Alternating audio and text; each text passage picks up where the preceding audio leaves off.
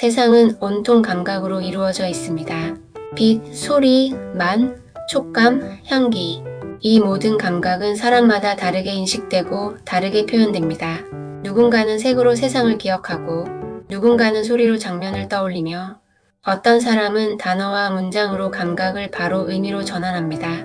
예술가들도 마찬가지입니다. 자신의 중심 감각이 무엇이냐에 따라 창작의 방식이 완전히 달라집니다. 예를 들어 요리를 예술로 끌어올린 셰프들, 그 중에서도 모수의 안성재 셰프처럼 탁월한 이들은 단순히 맛있다 맛없다 수준에서 음식을 다루지 않습니다. 그들에게 미각은 하나의 이미지이고 음악이며 기억입니다. 이 맛은 깊은 저음의 현악기 같다. 이 소스는 어떤 기억의 감정을 불러와야 해. 이 질감은 구름처럼 부드럽지만 중간에 바삭한 리듬이 들어가야 해. 이들은 재료 간의 조합을 머릿속에서 미리 맛볼 수 있을 정도로 미각이 내면화되어 있습니다. 이건 단순한 미각이 아니라 감각을 심상으로 전환하는 능력, 즉 감각, 의식, 표현의 다차원적 통로를 열고 있는 것입니다. 화가는 색감과 구도가 먼저 떠오르고 작곡가는 리듬과 멜로디로 사유하며 무용가나 요가 지도자는 에너지 흐름과 몸의 움직임으로 세상을 인식합니다. 작가나 시인, 철학자는 감각을 언어로 옮기는 사람들입니다. 어떤 사람은 강렬한 감정을 느끼고도 그대로 흘려보내지만 또 어떤 사람은 그 감정을 정확한 언어로 표현하지 않으면 온전히 느낀 것 같지 않습니다. 그들은 언어를 단순한 도구가 아닌 의식의 그릇으로 다룹니다. 말이 곧 정신의 구조이고 그 구조 속에서 감각을 다듬고 세계와 연결합니다.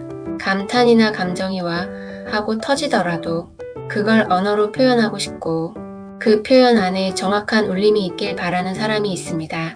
그는 단순히 말을 기술로 다루는 사람이 아니라 언어로 감각을 옮기는 예술가, 말을 넘어 의식의 재료로 언어를 빚는 사람입니다. 이런 사람은 흔치 않습니다. 대부분은 감각을 그냥 느끼고 흘려보내거나 말을 소비하듯 쓰기 때문에 감각, 의식, 언어라는 연결고리를 자각하지 못합니다. 감각을 예술로 옮기는 데는 여러 층위가 있습니다.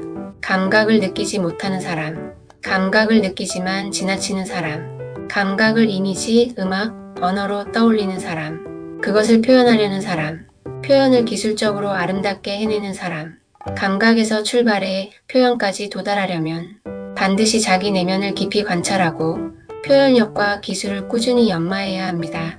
모든 감각은 연결될 수 있습니다. 요리하는 사람이 언어로 맛을 표현할 수 있고 작가는 향기로 문장을 떠올릴 수도 있습니다. 하지만 누구에게나 중심 감각은 존재합니다. 그 중심을 알고 그것에 집중할수록 창작은 더 정밀하고 더 진실하며 더 아름다워집니다. 감각을 의식하고 의식을 표현하고 표현을 예술로 승화시키는 길. 그 길의 시작은 자기 감각에 귀 기울이는 것에서부터 시작됩니다.